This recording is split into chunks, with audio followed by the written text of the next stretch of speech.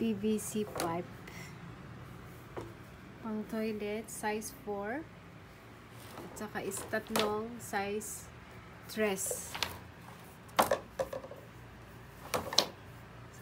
Pang 2 kwarto at saka elbow na size 4.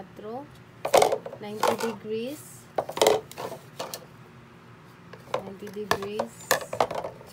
Tapos ito is 4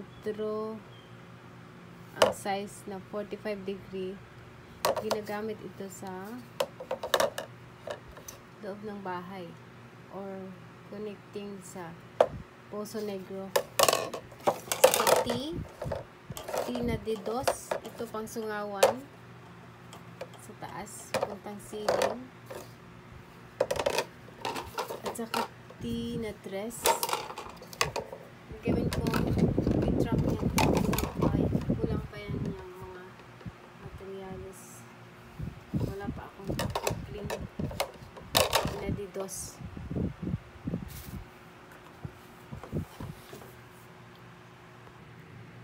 So, dito sa province, ang presyohan ng mga PVC is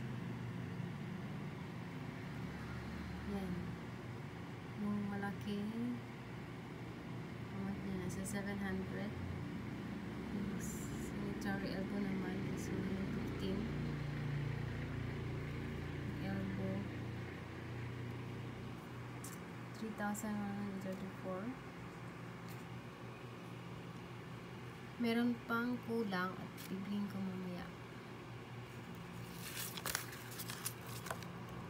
Basta nagpapagawa ka ng toilet, magpa-install ng PVC, mahal.